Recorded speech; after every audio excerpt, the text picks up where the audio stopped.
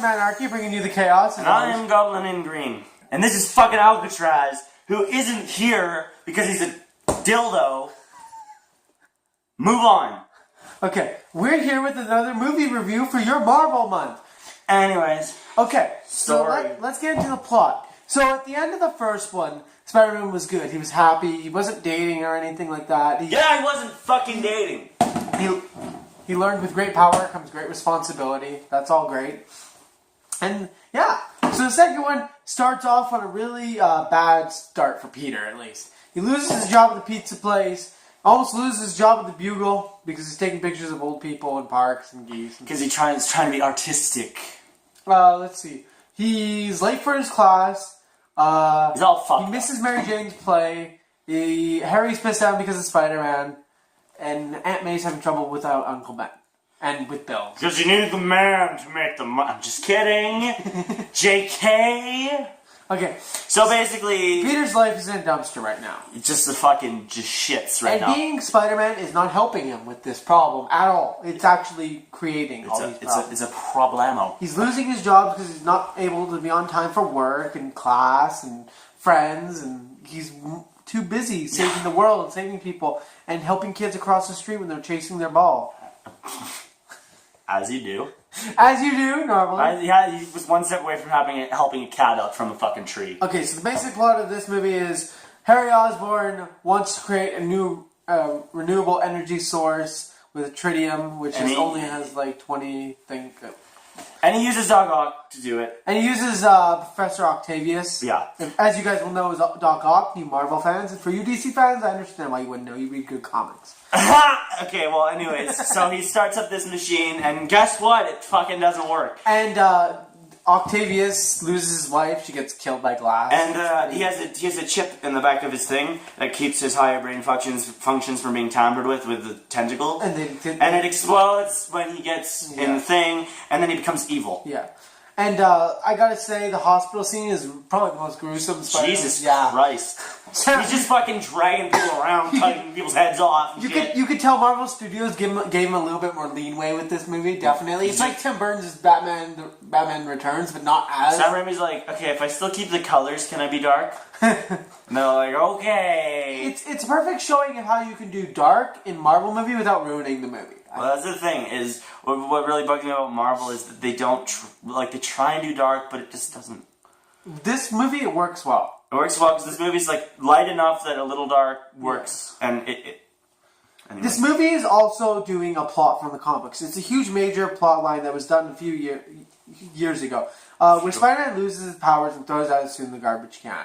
They actually have the exact cover art where Spider-Man throws out his suit. Yeah.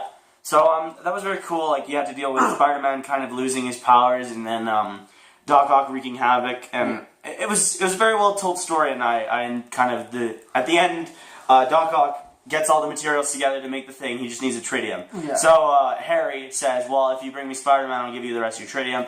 So I have a huge train fight, and he brings him Spider-Man, and he finds out Spider-Man's Peter Parker, but he gave the tritium to Doc Ock anyways, so now they gotta stop Doc Ock from making this device that'll destroy half of New York. Because New York always needs to get fucked up in Marvel. Why New York? I guess is the most important city ever. I like what I do like about these Spider-Man movies. That's a constant trend that I'm fighting. Is that there's a lesson for Peter to learn in every one. It's very important because it happens in the comics, it happens in the TV shows. It's nice to see them in the movie. In the first one, he learns with great power comes responsibility. In this movie, he learns that sometimes you have to give up what you want most to do what's right. Yeah. And Doc Ock learns that too, which is kind of cool. Yeah.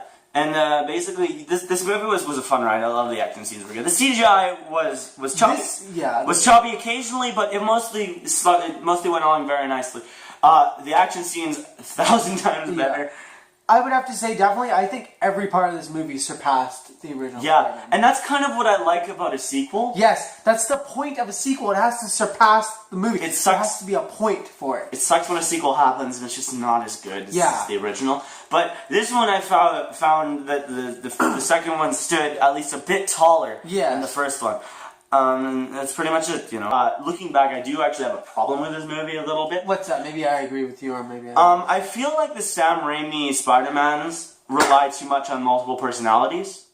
There's a lot of that. There's a lot of, oh, there's this personality influencing this person. That was Yeah. in the first movie with Norman and Goblin, and now it's in this one with Doc Ock and the tentacles, and even at the end you see Harry starts to see his dad.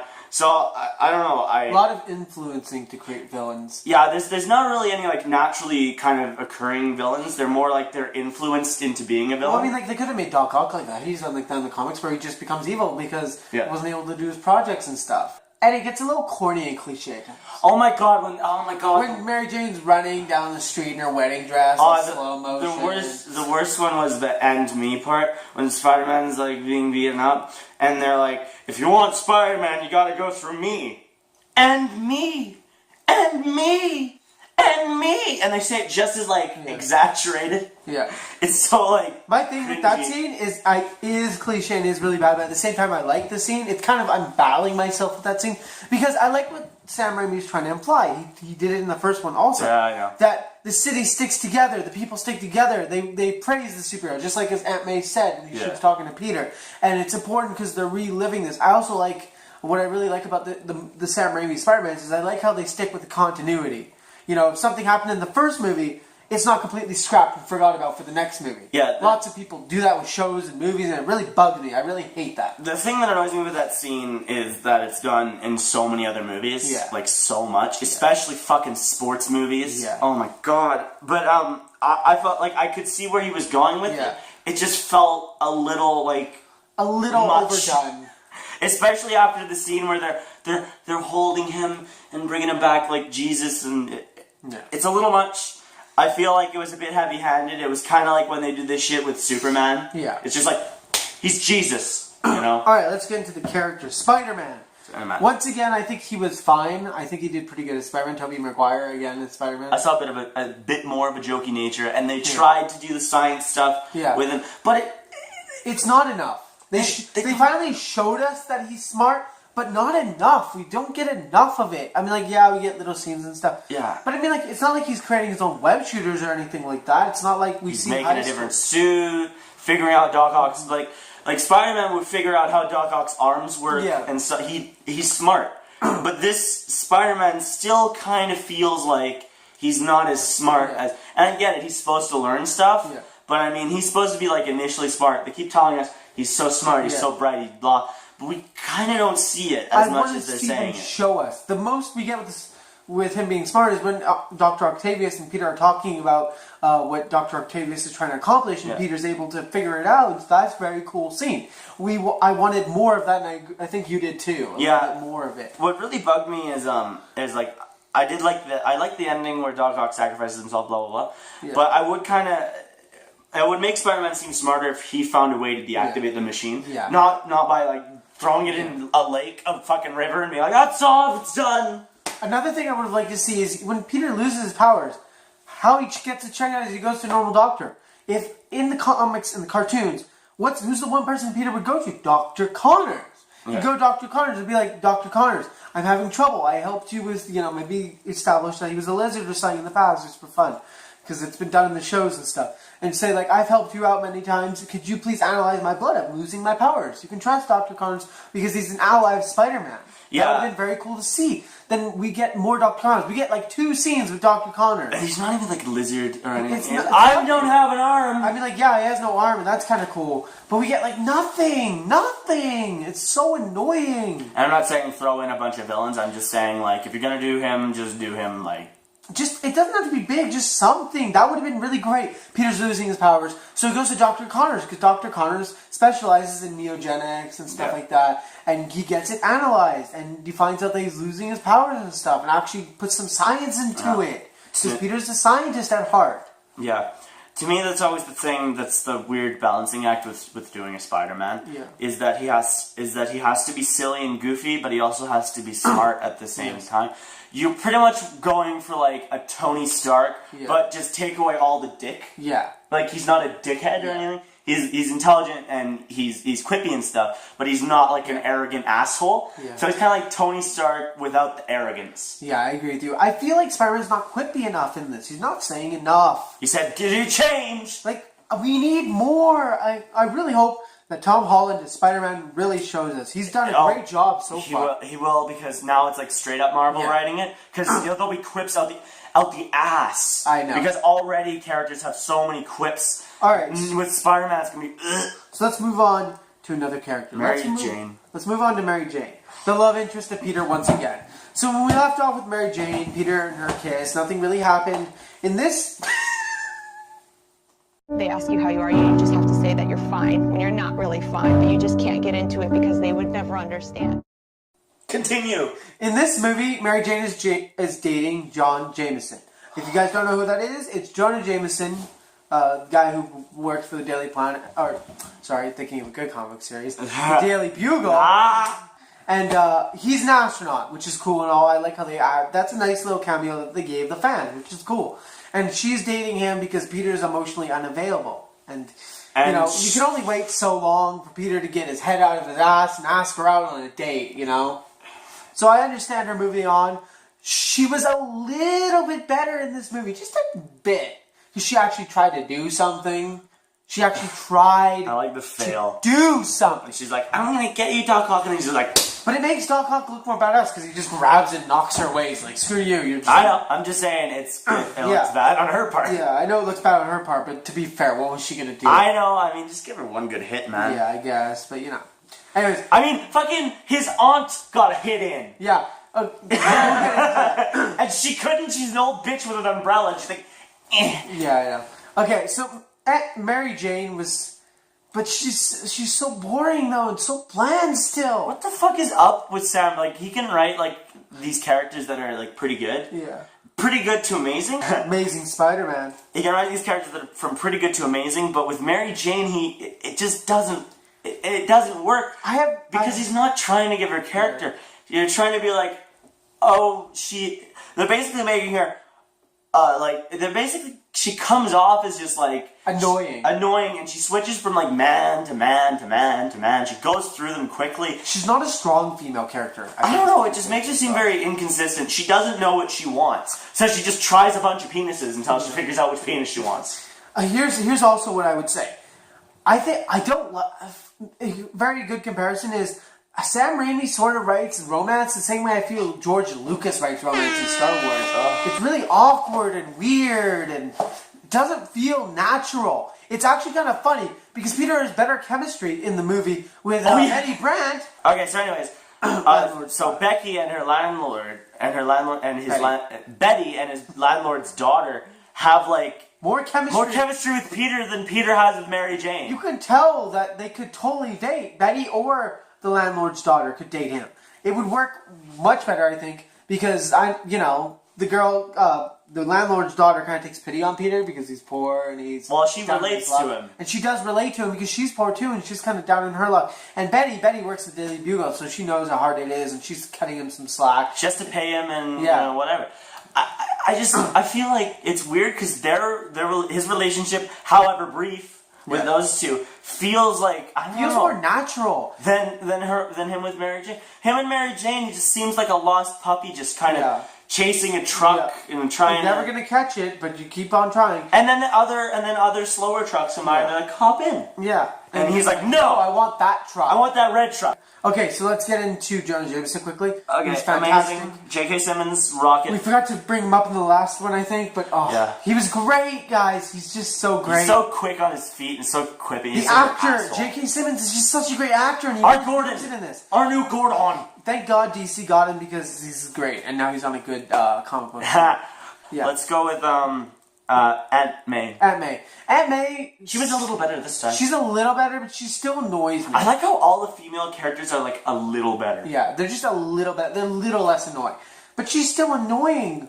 I'll give her this. She fucking clubbed Doc Ock in the face with an umbrella. She did more than MJ did. So that's. And MJ's like a younger woman who has like no arthritis and shit. They just come off as annoying and boring, and I check out as soon as they talk for like ramble. Oh my god, and forever. Oh my god, and they talk for so long. It's like, yes, get to the point. Oh, the worst one is when Peter's talking with MJ. Yeah. Those scenes are so cringy. Okay, like we already went to MJ. Don't go back into MJ. Okay, let's go into Doc Ock, and then we'll go into Harry. Okay, Doc Ock. First of all, the Phenomenal actor's actor. great. Phenomenal. I agree with him. He should come back again He should. to be Doc Ock. I 100% agree. 110%. Nerds United is behind you and coming back. Definitely. Yeah, but, Definitely. If Marvel has anything going on, it should be him. Bring him back. He's But- great. He's wonderful. I enjoyed him. He was more sympathetic than Green Goblin. I think. Yes. And he was more relatable to Peter because they're both scientists Yeah. and they both sort of started to bond, with a Yeah. friendship. They had that coffee together and they're talking. I think And Octavius really got to learn about Peter a little bit more, Sam Raimi really kind of fleshed out. I think what he did with Doc Ock is kind of more what he wanted to do with Green Goblin. Yeah. He just wasn't able to. Because with Doc Ock, I did feel a little bit more that he was being taken over by this personality. With Green Goblin, He was working with his personality. it was a team. It was kind of a team effort and stuff. And it really showed when he was like, "Spider-Man, help me," and he was faking it Yeah. to just help the Goblin out. I could really feel the separation between tentacles and the dog. Yeah. Right? I felt the separation. And that's powerful, right? Because this man who has had a dream all his life, and all of you have probably had a dream. Yeah. It failed, and he lost the woman he loved due to this dream, and he lost his humanity. He's got these tentacles. He can't go to the grocery store with tentacles. And that's kind of what makes him different from. It makes him Goblin. more sympathetic than Green Goblin. Because Green Goblin kind of just vapes and he's evil. Yeah. With him, he actually is like, he has to deal with, okay, there's this AI trying to take over my brain. My wife died. I'm a complete failure. I lost this company and all my money. So it leaves him already mentally fractured enough for these tentacles to take over. Come in and kind of go, hey, what the? And it's cool to see him go good at the end again. Yeah. Again, I would have preferred if he was just kind of like, evil from the start instead of the dual personality again. Yeah. Harry Osborn was a little less. I felt Harry Osborn was a little less bratty in this Yeah. one, but he had those sometimes. He's like, "It's my money. I own Oscorp." Yeah. Yeah. Especially when Doc Ock's going all crazy. He's like, "No, stop it."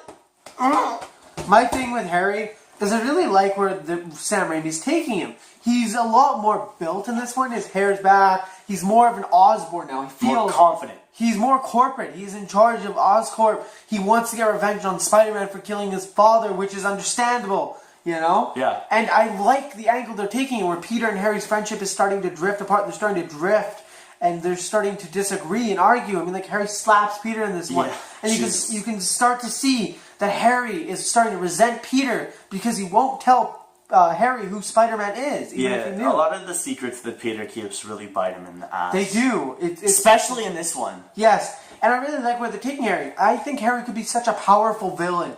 Definitely strong villain. We'll see in Spider-Man 3. Yeah, we'll see in Spider-Man 3 how he did. Oh my god. But anyways, I don't think we got anyone else, really. Yeah, he was a great villain. I love when they unmask him. I fucking loved that fucking train action scene. Oh, yes. That was so cool. Yeah, it was. I was like, I don't know why superhero battles need to take place on a train. It was done so well, though. I've never seen a Yeah. train fight done so well. Like, I mean, that's the thing that this movie holds more than any other superhero movies. Like, there's a lot of superhero movies that have fights on trains. Yeah. Like Captain America had a fight on a train. Batman Begins had a fight on a train. There's other ones that have fights on trains, right? Go Die Batman Begins. But this one had a fight on a train that really stuck out because they really kind of used the environment more. Yeah. And it felt claustrophobic, and the fighting was very well done. I think these fighting scenes were. I think people knew more what to do with these fighting scenes than they did with the first one. Let's see. I like when the scene where the suit's in the garbage and Peter's walking away, because it's from the cover from the comic book, and I always thought that was a very powerful scene. It really grabs you and brings you into the world, and that's great. That's scenes you want. There's this big epic moment where Harry takes off the mask, and Harry's face is just perfect. Like, it's perfect. Yeah. Just a lot of the faces in this movie are perfect. Yeah.